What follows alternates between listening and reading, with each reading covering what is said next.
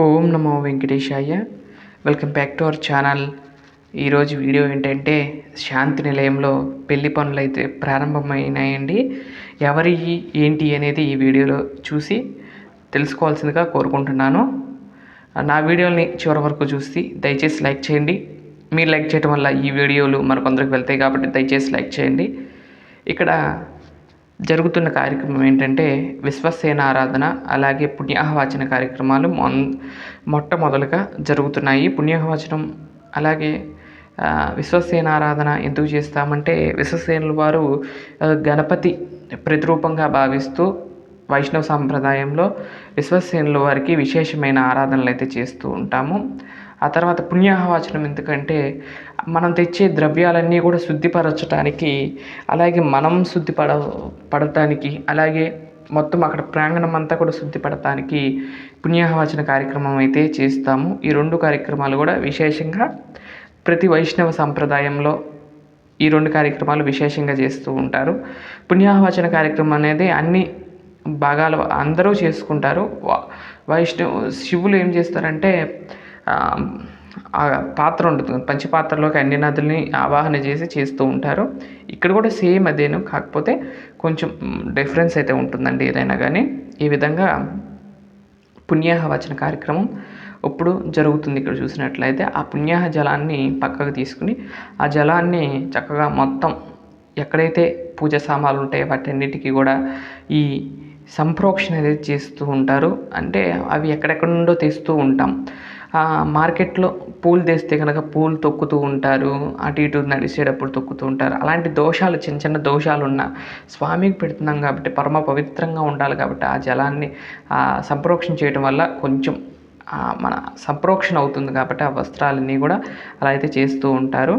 అలాగే ఇక్కడ పెళ్లి పనులు ఎవరికి ప్రారంభం అవుతున్నాయి అంటే త్రేతాయుగము సంబంధించిన రాముల వారికి ఈ రోజు నుండి పెళ్లి పనులు అయితే ప్రారంభించడం జరిగిందండి. హోలీ పౌర్ణమి రోజు, అంటే నిన్న హోలీ పౌర్ణమి రోజు స్వామివారికి జరుగుతున్న కార్యక్రమాన్ని చూడండి.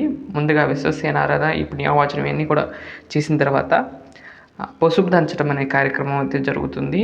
పసుపు దంచి ముందు రోజు అంకురార్పణ ఇవన్నీ కూడా చేస్తూ ఉంటారు భద్రాచలంలో. మేము భద్రాచలం ఫాలో అవుతాను కాబట్టి నేను రాముల వారి యొక్క మాత్రం భద్రాచలమే ఫాలో అవుతానండి. ఎందుకంటే భద్రాచల శ్రీ రామనారాయణ స్వామి వారిగా మేము చేసుకున్నాం కాబట్టి ఆ స్వామివారికి ఎలా అయితే జరుగుతున్నాయో అదే సేవలు ఇక్కడ కూడా జరగాలని నేను కోరుకుంటూ అలా అయితే ప్రారంభించాను. ఇక్కడ ఆ రోలుకు చక్కగా చిన్నదే తీసుకున్నానండి. అక్కడైతే రోకళ్ళు అవన్నీ ఉంటాయి. మా ఇంట్లో చిన్నది ఉంటే అదే పెట్టి చక్కగా పెళ్ళికి సంబంధించినవి పసుపు కొమ్ములన్నీ కూడా వేసి వాటిని దంచటం అనేది జరుగుతుంది. దంచి వచ్చిన పసుపుని చక్కగా స్వామివారికి వసంతోత్సవం వల్లే చేస్తూ ఉంటారు భద్రాచలంలో. మేము కూడా అలా చేయటం జరిగిందండి. ఆ తర్వాత ఇక్కడ చూసినట్టే స్వామివారికి చూపించి ఈ విధంగా అందరి చేత, అలాగే ఈ ఛానల్ చూసిన ప్రతి ఒక్కరి పేరు మీద స్వామివారి యొక్క పసుపు దంచే కార్యక్రమం మీ అందరి నేనైతే చేయటం జరిగింది. మీ అందరి తరపున నేను చేయటం అనేది జరిగింది. ఇక్కడ అక్షర తరంబ్రాలు కలిపే కార్యక్రమం జరుగుతుందండి. ఇక్కడ విశేషంగా ఈ తరంబ్రాలను భద్రాచలంలో సీతారామస్వామి కళ్యాణం రోజు పంచిపెడుతూ ఉంటారు. అలాగే ఇక్కడ కూడా తరంబ్రాలు కలిపే కార్యక్రమాన్ని జరుగుతుంది. ఆ బియ్యంలోకి చక్కగా మొత్తం కూడా దివ్యమంగళ నీరాజనాలు ఇవన్నీ కూడా ఇచ్చి విశేషంగా స్వామివార్లకు ఇవన్నీ కూడా చేసుకుని ఈ విధంగా అయితే చేసుకోవడం జరుగుతుంది. ముందుగా అయితే పసుపు వేసాము, ఆ తర్వాత కుంకుమ. విశేషంగా భద్రాచలం సీతారాముల కళ్యాణంలో గులాం అయితే వాడతారండి. ఈ గులాం అనేది ఎందుకు వాడతారంటే అప్పుడు గోల్కొండ నవాబు ఎవరైతే ఉన్నారో వారు ఈ గులాంని కలిపి అప్పుడు యూజ్ చేశారంటండి. స్వామివారికి గుర్తుగా గులాన్ని పంపించడం జరిగింది. ఆ రోజు నుండి ఈ రోజు వరకు కూడా భద్రాచలంలో గులాం అయితే తరంబ్రాల్లో వాడతారండి. ఆవు నెయ్యి, అలాగే ఇంకా మీకు చూపించలేదు ఇక్కడ జవ్వాది, అలాగే అత్తరు కూడా జల్లుతారండి. అత్తరు ఇవన్నీ కూడా రోజ్ వాటర్ అవి కూడా కలుపుతారు. ఇవన్నీ కూడా కలిపి ఈ విధంగా మొత్తాన్ని కలుపుకుంటారండి. కలిపిన తర్వాత ఈ రంగులోకి వస్తాయండి, చక్కగా ఎరుపు రంగులోకి వస్తాయి. ఈ అక్షంతలను విశేషంగా ఈరోజు ఆరాధిస్తూ ఉంటారు. ఈ అక్షింతల్ని కలిపిన వాటిని జాగ్రత్తగా భద్రపరుస్తామండి.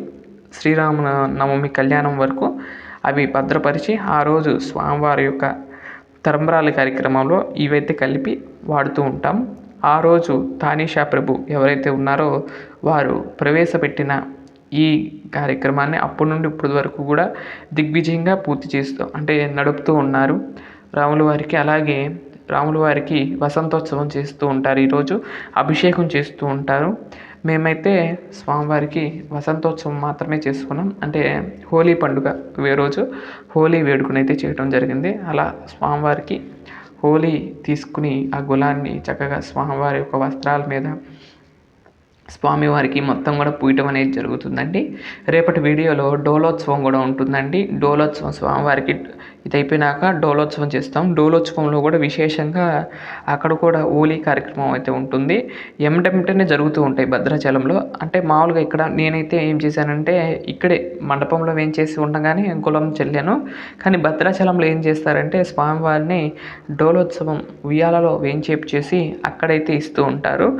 నేనైతే ఇక్కడే చేయడం జరిగింది. మళ్ళీ అక్కడ కూడా చేయడం జరిగిందంటే అక్కడ కూడా వీడియో చూడండి. అంటే లైట్గా ఇప్పుడు జల్లాను. ఆ తర్వాత డోలోత్సవంలో కూడా స్వామివారు పాల్గొంటారు. డోలోత్సవం చాలా బాగుంటుందండి. తప్పకుండా రేపటి వీడియో మిస్ చేయకుండా చూడండి. ఎందుకంటే డోలోత్సవంలో స్వామివారు మళ్ళీ వసంతాలు ఆడుకుంటారు. ఆ సమయంలో చాలా బాగుంటుంది, రమణీయంగా ఉంటుంది. ఆ వీడియోను కూడా మీరు చక్కగా చూసి ఆనందపడతారని కోరుకుంటున్నాను. స్వామివారి యొక్క ఆశీస్సులు మీ అందరి మీద ఉండాలని మనస్ఫూర్తిగా కోరుకుంటున్నాను. ఇదే విధంగా భద్రాచలంలో జరుగుతుందండి. అదేవిధంగా మన ఇంట్లో కూడా స్వామివారికి సీతారామ స్వామివారికి ఇదే విధంగా చేయడం జరిగిందండి. ఇవాళ నుండి స్వామివారి యొక్క పెళ్లి పనులు అయితే ప్రారంభించాము. ఒక్కొక్కటి మీకు చూపిస్తాను. మధ్యలో చేస్తూ ఉంటాం. అవన్నీ కూడా మీరు చూసి ఆ స్వామివారి యొక్క కృపకు పాత్రలు కాగలరని కోరుకుంటున్నాను. ఈ అక్షంతలను కూడా శుభ్రంగా భద్రపరుచుకుంటామండి ఆ రోజు వరకు. ఇదండి ఈరోజు వీడియో. మరొక మంచి వీడియోతో రేపటి వీడియోలో కలుస్తాను.